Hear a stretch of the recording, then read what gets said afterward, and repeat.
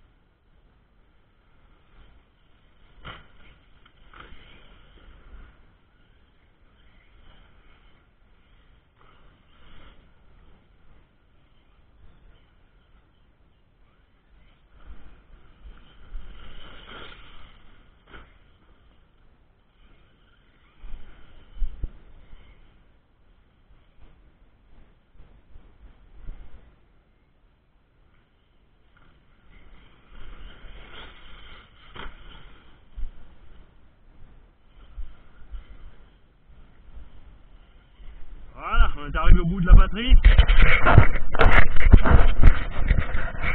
Alors, on est arrivé au bout de la batterie. Et là, vous allez rigoler, puisque l'année dernière, à peu près à la même époque, on est venu ici avec un Go hyper resté, on a perdu le pare-choc avant, on est venu une bonne cinquantaine de fois, jamais retrouvé. Et là, on vient de le trouver. Donc Chris, ce pare-choc t'appartient, puisque je t'ai vendu la machine. Je vais t'appeler. On va donc contrôler le Suisse, parce que je vous ai promis que c'était une machine formidable et solide. Vous allez voir aussi que les petites modifications ont protégé la carrosserie de tout ce qui est arrivé. Parce que je vais quand même finir par avoir des problèmes avec l'ONF si je continue à raboter les arbres. Donc le pare-choc FG Monster à l'arrière qui tient ses promesses. Un petit bout de Lexan en plus qui a été chauffé pour suivre plus ou moins les formes de la carrosserie pour éviter donc d'arracher l'arrière de la benne. Le pare-choc ici couvre les coins, donc on a donc pas de souci, comme c'est le cas souvent sur les engins d'origine, d'arracher de faire traverser les clips de carrosserie à travers la carrosserie, parce que la machine reste accrochée ici sur certains mouvements arrière. On voit ici que c'est une carrosserie thermique qui pourtant n'a, comme je vous l'ai promis, pas plié. Les barres de toit qui ont fait leur travail, les plots de carrosserie que j'ai laissé dépasser suffisamment pour pouvoir passer justement d'un point d'appui à l'autre sur les retournements, ce qui est aussi une raison pour laquelle cette machine est souvent sur les roues, parce que Traxxas a très bien compris sur le X-Max. HPI aussi, en fait la carrosserie du Savage Flux, même si personnellement je la trouve immonde ou passée, c'est plus un casque à vélo pour enfants qu'une carrosserie, remplit très bien sa fonction. S'il l'avait fait un tout petit peu plus épaisse, je pense qu'elle tiendrait beaucoup mieux. Donc l'intérieur de la machine, on a juste fait une petite modification vite fait avant pour éviter de perdre les câbles. La batterie qui est toujours bien à sa place, donc protégée du mouvement ici qu'elle pourrait faire vers l'avant dans la boîte par une mousse, très important pour les sauts. Un petit rilsan supplémentaire qui tient donc le bac à batterie avec le châssis. Pare-choc avant d'origine toujours en état, tous les petits renforts alu sont toujours impeccables, les tiges d'amortisseurs sont toutes bien droites.